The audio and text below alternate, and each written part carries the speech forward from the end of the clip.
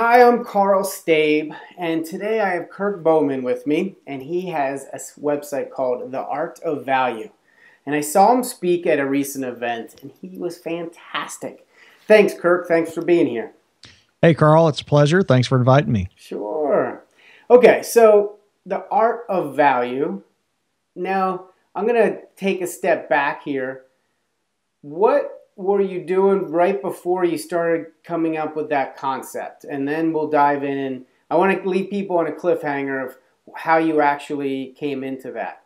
So Okay, where were you before, and then what prompted you to start this? sure. So just to clarify, the website is artofvalue.com, no THE on the beginning of it. Okay. Somebody else actually has that domain. Oh, okay. Um, so before I got interested in value pricing, I was running a custom software company for about 15 years and still am. But at that time, it was about 15 years old. And we'd done what everybody in professional services does, which is bill by the hour. And then I went to an industry conference. I actually organized a panel discussion on estimating and billing practices. And I took the position on the panel that hourly is the only way to do things. Everything's custom, so just charging for the time it takes really must be the only fair way. There was another guy on the panel, a guy named Jonathan Stark, who said something that really resonated with me. He said, if you bill by the hour, there's an artificial limit on your income. And I'm very competitive by nature and also entrepreneurial. And so the idea that I was doing anything that would limit my income really caught my attention. And so that was the catalyst that started me on this journey. Ah, okay. So how did you start to come up with that brand? And then we'll dig into how you actually help people. Okay. So first, I implemented value pricing in my custom software business, which is called Mighty Data. So first I took 90 days to study value pricing. And then after 90 days, I decided that I did want to implement the business model, and I made a commitment to do it within 12 months, and it actually took us 13. And the reason it took so long is because I realized changing for a new customer was easy. You just start doing it the way you want to do it. But with an existing customer, it takes time. You can't disrupt what's going on, so you have to plan for it and look for opportunity. And so that's why it takes 12 to 13 months. And after having done that for maybe 5 years, I realized that I had a passion to help other people do the same, because I believe this is the business model that people in professional services should be using. Okay. And then let's dig in now. And how do you make that shift? So if people are listening, they're charging by the hour, how do you go over to that, the value-based pricing? So I might just pause for a moment and just define it, so make sure that we're kind of all in the same ballpark. Mm-hmm. So value pricing says that in order to set a price, you must first understand the value to the customer, because you want to make sure when you set a price, you're setting a price that creates a fair return on investment. The only way you can determine the return on investment is you have to know what is the value that's going to be created. And typically we're looking for something like a 3-to-1, 5-to-1 or higher return. And we don't just want to set a price based on the hours. One of the big reasons for that is the faster you get at what you do, the less you get paid. And I could rattle off probably another 10, but that's just one. The bottom line is customers don't care how long something takes. The only reason they're even interested in it is because we trained them as an industry to do it. So we've got to start training them differently. But that's the idea with value pricing. Okay. So how do you get into it? I think that was your question. Yeah. First, you've got to study it. Okay, you've got to become a student of the business model. And I use the term business model very intentionally. It is a business model. It's not just a different way of determining a number to charge the customer. It's not just a different way of creating your invoices or whatever. It is a business model. It will affect everything you do: customer selection, marketing, the way you run projects, the way you manage projects, all those things. And so study the business model and really ask yourself, do you believe it? Because if you believe it, then you're in a position to make a commitment to it.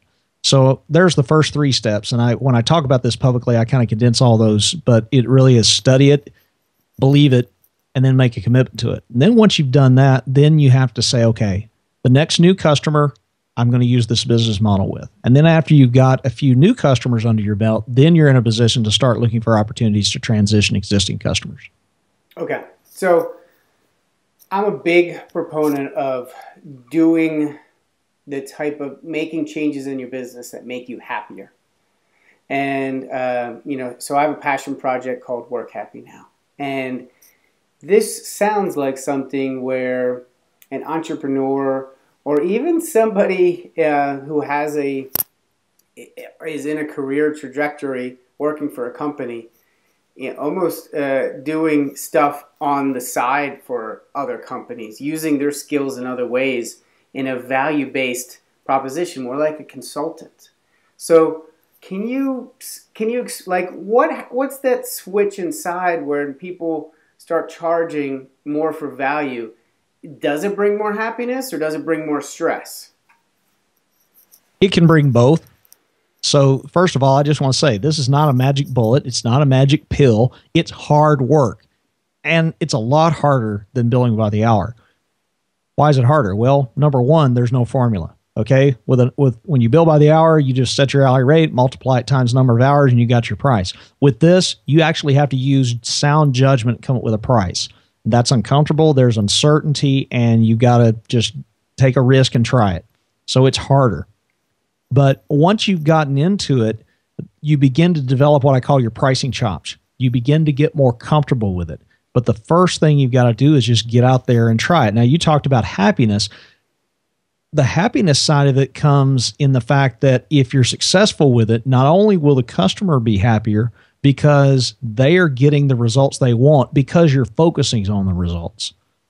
And some people will say, well, I can focus on the results even when I bill by the hour. Yeah, you can, but it's not the sole thing you're concerned about. And so the thing I like about value is it forces you to align on the results, even more so than you normally would. So the customer is going to be happy because you're hitting the results. And you're going to be happy because ideally you're going to be getting paid more. Number two, I tend to get paid up front. I mean, I get paid 100% up front on about 70% of our engagements. And some of those are five-figure, substantial five-figure engagements. Mm-hmm. So that certainly makes me happy. The other thing is, and this is not intuitive, and I actually didn't realize it until after we've been doing it a while, but when I'm paid 100% up front, I actually will work harder to make the customer happier. So it comes back around. The customer's happy up front because we're focusing on results. I'm happy because I got paid well. And then the customer is even more happy because I'm working harder to serve them. Yeah. Yeah. I like that idea. And I think a lot of what I do is value-based, no matter what, I try to put myself in this position, as I'm interviewing you to say, okay, am I doing this? And, if not, why not? And, try to pull that out for the people who are listening. And there are points where I do that, but I fall back into that hourly basis. It's an easy crutch to say, okay, yeah, I'm value-based. I'm going to charge $5,000 for this project. And then what ends up happening is,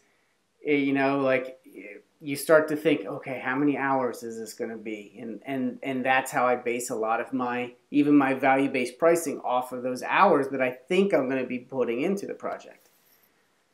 Well, we're not saying you ignore cost, okay? To ignore cost is to ignore one of the realities of business. To do a project at a loss, that's not a good thing. But we are saying you don't want to consider cost when you're setting price. You want to set price and then consider cost. So it works like this. And I'll use Toyota as an example. And they're one of the few car makers that do this. But Toyota does not figure out how much it's going to cost to build the car and then set the price. They figure out what kind of car they want to build, what price they want to sell it at, and better, they figure out, okay, for this kind of car, our target customer, what are they willing to pay for it? Mm-hmm. And then they go say, all right, how do we make a car at a cost that will generate us a profit at that price? So they set price first and then they consider cost. Now, obviously, if you're a solo shop, you can't get away from yourself, right? You're going to be considering them both. But it's training your mind and I've literally gotten to the point where my project manager, she reviews my proposals and she'll look at the price and she'll come back and go, okay, what kind of effort is this? I'll be like, oh yeah, I got to, make sure we're not out of the park. But very rarely am I not setting a price that's way above my cost because I'm pricing higher. But again, you want to make sure that you are covering your costs. So we're not saying you should not know what they are. Certainly you can do resource planning, but set the price first. Figure out what the value is, then set a price, and then go, okay, is this a profitable engagement for me? Yeah.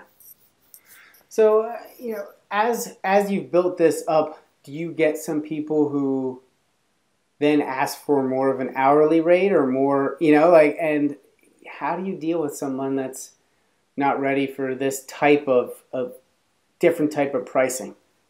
Okay. So first of all, a question we still get very commonly is, what's your hourly rate? And my favorite answer is, I don't have one. And then I wait. And I let the awkward silence happen until the customer says something like, well, how do you charge? And then I've got an open opportunity, right? Yeah. So that's how I do it. I just, what do you charge? What's your hourly rate? I don't have one. Okay. And if somebody pushes, well, I've always done. I'm like, dude, we don't track our time. Okay. I couldn't bill you by the hour if I wanted to. And that's intentional. Okay. Yeah. So that's how I handle that. And then typically what I'll say is, look, what we want to do is we want to determine what are the results you're wanting to get, what's the scope that'll get you results, and then what's a price that will be fair to you and to me for those results. And another way to say it is, sometimes the quickest way to say it is just say, we'll offer you a fixed price for a fixed scope of work. Yeah. And I think that's where it could get tricky if it's not fixed on both ends. Right. Yeah. And so what you're alluding to is when the customer comes back and says, hey, can we add this? Yep.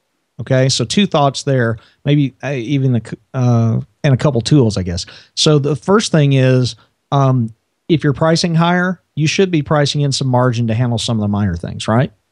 And, it's fine to even say to the customer, say, look, this request is not in scope, but we're going to go ahead and do it for you, right? I mean, you can go ahead. It makes it, do you like it? Have you ever been, I showed up at Chick-fil-A one morning to buy breakfast and they said, oh, your chicken biscuit's free today. That was cool. That made me feel good. I want to go back to Chick-fil-A the next day and pay them for it this time, right? Mm-hmm. So you can do some of that. The other point is, though, you got to be able to say, hey, this is out of scope. You got to be comfortable drawing the boundaries. How do you draw boundaries? Because what most people think of is, as soon as I draw a boundary, the customer's going to protest. Yes, they might, but did you start setting boundaries from the beginning? Did you start saying from the beginning, this is a fixed price for a fixed scope of work? Did you review the scope with the customer? Do you have a project management system that shows them the scope of work as the tasks or milestones? Are you reinforcing that? And here's really the key. The most crucial time to say it's out of scope is the first time it happens. Whatever you do, the first time it happens, that will set the precedent. And so you got to be able to do it professionally, right? And so another one of the skills is being able to say no by saying yes. And so here's a couple tools to help you do that. First is a wish list. Okay. In our project management system, we have a to-do list called a wish list. And so a lot of times customer will put in a request. They'll put it in, just as a response to a bug or something like that. And we'll go, hey, just want to let you know, I'm going to move this over the wish list. It's out of scope, but we can consider it for phase 2. So what did I do? I said, yes, we can do this, just not now. Right. Mm-hmm. Which is a way of saying no now. But instead of saying no now, I said yes to later.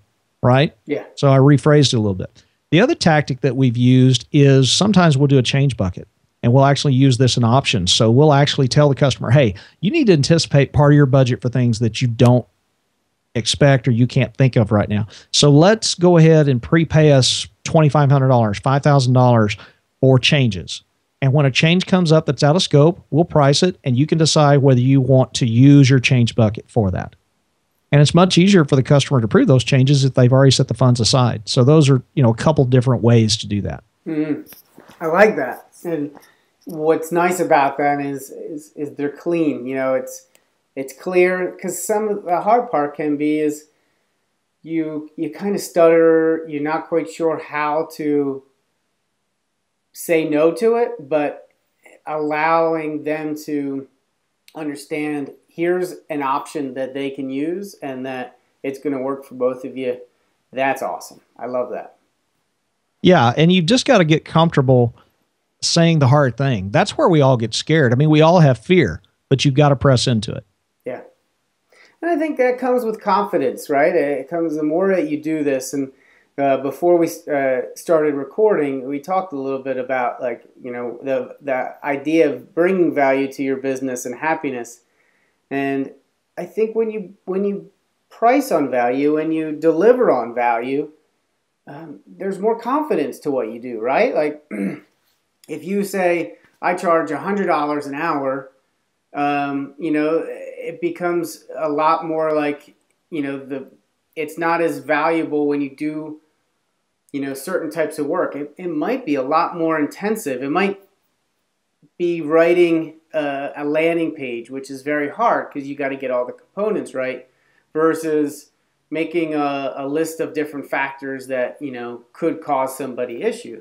Now, making a list is completely different than kind of creating this whole thing.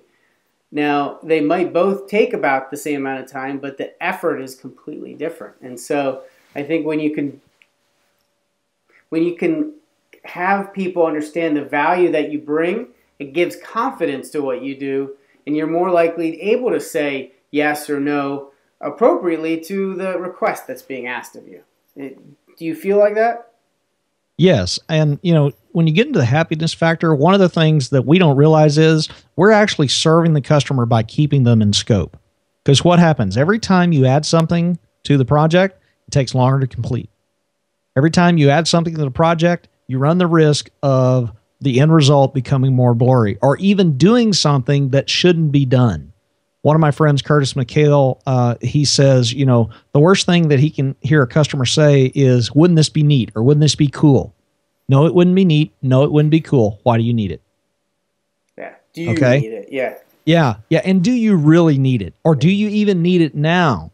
Yeah. Right. I mean, I've got a project I'm working on right now, and, you know, we've kind of gotten to the point where, you know, I've given him some, but now to the point I'm not going to give him any more because we need to finish it. Yep. Right. And I'm putting things on the wish list. Right. At some point, you have to draw a hard line and realize, yes, that might create temporary discomfort for the customer. But once customers do not realize the value on the software we build until they start using it. And so everything you do that delays the end result. And guess what? It'd be better to get 50, 60, 70% of the result now than, you know, waste time. I mean, the Pareto principle, right? 80-20. I think it's a Pareto principle. You know, we waste, in my opinion, 80% of the time on 20% of the features. Yeah. Ship the darn thing. Mm-hmm. And then let them test it, right? Because there's going to be changes probably the next phase that they need to do after they realize what else they need inside it. Right. And I mean, we approach testing as part of the project management, and we set expectations. We're going to be testing. We're going to be alpha testing this long. We're going to be beta testing this long. Here's what alpha testing is. It's testing while we're still developing. What's beta testing? It's testing after we, quote, finish, you know, the core feature set, right? Mm-hmm. And we set time frames for those. We actually there was a point where we were very frustrated with testing with our customers because they don't want to do it. We said, okay, how do we turn something, because quality is important to the customer, but they don't want to do the testing, right? I mean, that's kind of natural. Because why? Because it takes extra time. Mm-hmm. And so what we realized was, you know what? We can turn that into something we can sell. We can actually offer them an option where they do more testing on their own and it costs them less money. We can offer them another option where we do more testing and it costs them more money. Mm-hmm. We can actually let them pay for which level of QA they want. And so that's one way we were able to kind of focus on what's the value. Take a complaint and make it valuable to them in a way. Ooh, that's a nice little nugget right there. Yes. And that's one thing, if you're listening and you're willing to say no to certain things, or at least put them on the wish list, that could be an added value that, you know, they're willing to pay for. Exactly. Yeah. Exactly. And some customers will. In fact, we've been surprised. That's become a standard offering for us because we've had at least 50% of our customers choose that. Yeah. Yeah. Wow. I like that. Okay, so I want to talk a little bit about what you do, and meaning like how you go about your workday. And this is where it can get a little bit tricky, right? Because, you don't charge on time, so you kind of, it's more free flowing. So how do you stay structured and make sure you stay productive? Okay, so what I hear you saying is, how do you make sure that you're getting the project done on time? Yes. Okay, so we set a schedule. Now, in a sense, we still do timesheets, but timesheets means after you've done the work, you sit down and go, on this date, I did this activity, it took this long. We don't do timesheets. We do resource planning, okay? Especially for our developers on our team, we say, okay, what are the projects you need to work on this week? What do we need to accomplish? Okay, the first half day, you're going to be working on this. Or we might say, okay, the first day and a half, you're going to be working on this, and then we're going to shift. Or we might say something like, hey, yeah, you need to be spending 3 days on this, but we got a status meeting on Wednesday. So you can work a day and a half. You're going to have to stop. The next afternoon, you're going to have to work on the project so you'll be ready for the status meeting the next day. In other words, we plan the activities we're going to do in advance. And we do them in big blocks. That's how we do it. And the other thing is we have a dedicated project manager who monitors the deadlines. Once a project kicks off in the initial meeting, we review all the milestones, and we don't necessarily put a date on every single one, but on the big ones. Alpha testing will start here. Beta testing will start here. User interface will be delivered here, those kind of things. And we work off those, and she works with the developer and the customer to make sure we hit those. And if there's a legitimate reason we're not, then we go to the customer and say, hey, we need to move this deadline. Are you okay with that? Yeah. Yes. But the short answer is we do resource planning. We literally do our timesheets. We don't use a time tracker. We use a calendar. I like that. More of like a check off a to-do list on your calendar versus trying to keep track of every little minute that you work. Yeah, instead of trying to remember what we did after the fact, we're planning out in advance what we're going to work on. So if you look at a developer's calendar, they're going to have big blocks of time, and typically their calendar is going to be really two things: blocks of development time, and then phone calls around that. And then if there's some other activity, but you look at their day, it's, except for phone calls, it's blocked out in big chunks in advance. I'll know next week what I could look next week and tell you what our developers will be working on next week right now. Yeah. And that's huge because whether you're staying on track and when you're going to hit that deadline. And to me, that is one of the best ways to really make sure that the whole team's happy because everybody knows what's expected of them. And then two, like they see that progress. And those two elements are one of the two key parts of being happy at work. Right. What we're talking about is the difference between effort and duration. And the problem with tracking hours is you focus on effort. You focus on inputs rather than duration. So by duration, we tell the customer, you will have this in 60 days. Okay. The duration of the project is 60 days. Does that mean I'm going to work 60 8-hour days? Well, of course not. It just means I'm going to get it done along with the other things I'm working on during that time. And if I know the project is 60 days, I can probably block out the necessary time to be able to get those activities done. As developers, we typically will take as much time as we have to do something. And so if you kind of set a window, you'll manage to get it done. You'll figure out how to cut corners, right? And cut corners is not the right way, but you'll figure out how to make it work. How to streamline things so it gets done quickly. That's right. Your brain will actually work ahead of you and help you figure out, if you're looking at a problem, there's 3 ways to solve it. All of a sudden you're going to go, well, yeah, I could solve those other 2 ways, but this is the only way I can get it solved and get it done in this time frame. Yeah. And to me, that's allowing yourself to optimize what you're doing instead of doing the same old thing where, habits take over. Yep. Yeah. Exactly. Cool. Okay, so can you tell us a story about how you stepped outside your comfort zone and really allowed yourself to, kind of deliver on that value and, make the customer understand how it was you were able to deliver that? Is that too tall of an order? That's a tough one. No, I mean, in some ways, you're kind of asking a question that I ask the guests on my show. One of the questions I love to ask them is, what's the story of where you created outstanding value for a customer? Mm-hmm. And I think that's kind of what you're asking.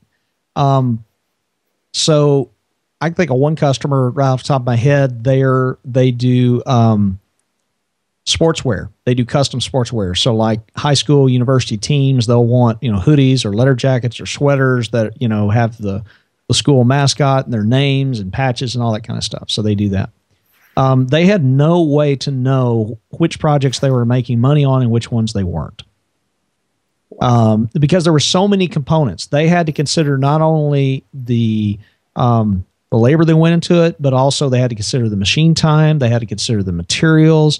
And because their workflow, sometimes it wasn't real easy. It's not like they could stop in front of every job and say, here's the machine we're working on. Here's capturing those details was kind of tough. So we had to help them come up with a way to kind of figure out a formula they could back into on some of that stuff. So long story short, we created a routine that would take the data they could enter and then derive the rest of it so they can come up with an approximate cost. And so they can see, okay, which jobs are we making the most money on? So they can make decisions. Okay, if we have to choose between two jobs, which one do we want? Which ones do we make the most money on? Mm-hmm. It was that kind of thing. So that was the kind of value. And they call that their Tears of Joy report. I bet.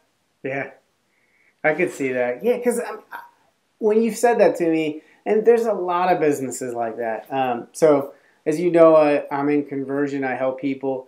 And I'm like, what's your conversion rate on your site? A simple question that most business owners should know, and they have no idea.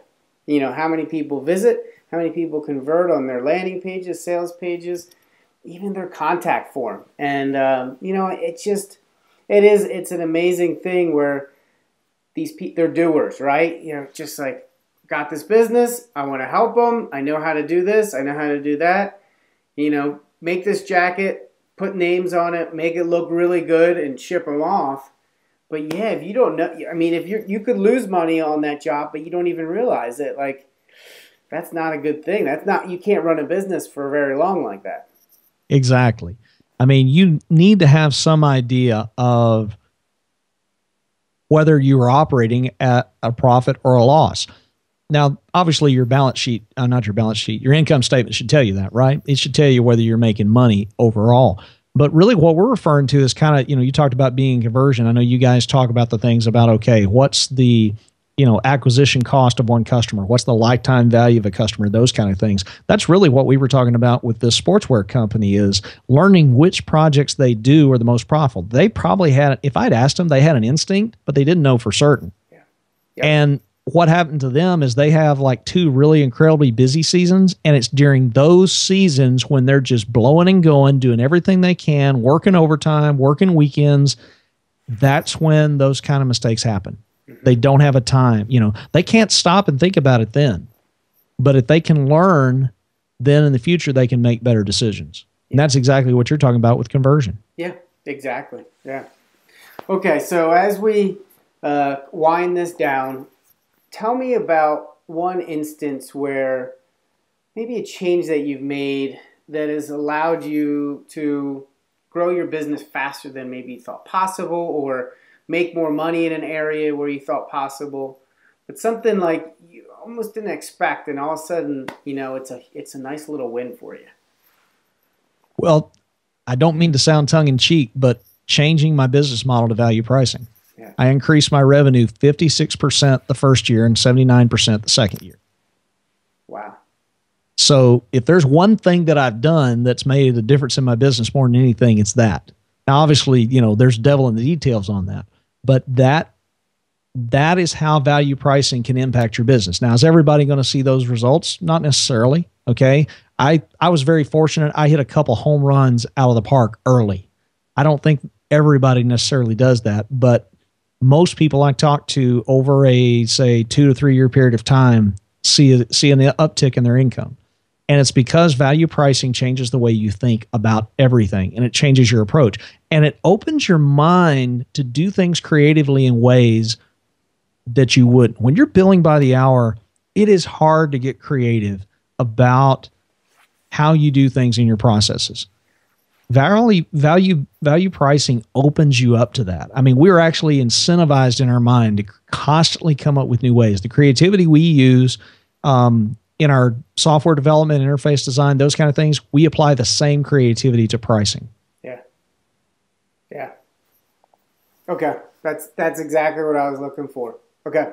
Because, it's something, sometimes it takes a little work, but just doing something that allows you to deliver more value or, one of the biggest things for me was just, I A/B test for other people, but A/B testing on my own pages, it's like the plumber's home, his faucet's leaky, but he's like, I don't feel like taking care of it, and just running those tests for myself on my own site has made a huge difference for me. So it's funny, you gotta walk the talk, and you gotta really make sure that you do it for yourself too. The cobbler's kids have no shoes. Yes, exactly. So, okay, this is the hardest question. What is the secret to a happy life? Intentionality. I don't think you can be happy by being random. The way you're happy is you're intentional. You set goals and you achieve those. Learning how to set goals and achieve them, I think, is key. I like that. And can I add to that? I don't want to step on your toes. No, go for it. It's your show. So one of the things I think is setting goals is good, but I found that a lot of times they can cause unhappiness because of the fact that if you don't reach them, you beat yourself up. And so a lot of times what I tell people to do is, set intentions, set ideas of where they want to be and how they want to get there. And I like to put it in more concrete terms is projects. So instead of saying I want to increase my revenue by 50%, you have a project over the next 30 days. You want to increase your revenue by 5%, right? So at the end of the year, hopefully you're up to 60%. And I found that it's easier. It's kind of like mole versus mountain. Like you come almost the goal gets so big, you don't know how to tackle it. And when you kind of break it down and chunk it down, it's a little bit easier to say, oh yeah, I can do that. And then add that next layer. Oh yeah, I can do that. And it gets, you make things a little bit easier for yourself. Yeah. I mean, what you're describing is realistic goals, yes. Right? I'm going to increase my revenue by 56%. I didn't set that goal. Okay. Yes. I set a goal to implement a new business model in my business within 12 months. Yeah. That's not saying I could have also set a goal to increase revenue by 10 or 15%, right? But the way you achieve really substantial things is by setting realistic goals. And yes, sometimes you want to achieve them, but it's okay not to achieve a goal. So what? You set a goal of increase revenue 10%. Well, did you increase it 6%? Okay. Let's be excited about that. Yeah. Yes, exactly. Like that celebration behind what you do is so important because, even a simple like, hey team, look what we were able to do. It makes so much difference in your team's life versus, okay, we didn't hit our goal. What can we do better next time? Instead of just saying, great job, Yep. Yeah. Yeah. Well, this has been fantastic. So I want to direct them to your site, artofvalue.com, right? Correct. And is there anything else? You got anything going on? Any events or anything that I can share with them? So I've got a couple things coming up. Just kind of give people a heads up that they're on the way. So I'm not sure when this will air, but they may very well be available. But one, we're working on a new ebook that is going to be from the guests that I've had on my podcast. We always ask them, what's the most important thing you could share about pricing? It's going to be the top 20 answers to that question. And we're going to be releasing that. So that's one thing. And then two, we're also going to be starting a value pricing mastermind so that if people are interested in trying to implement this, they'll be able to get in and not only get support from me, but support from peers. So those are a couple things that we're working on getting live on the site, which should be active probably by the time this airs. So artofvalue.com is where they can find it, or they can follow us on Twitter at artofvalue. Great. Thank you so much. You were fantastic. All righty. Thanks, Carl.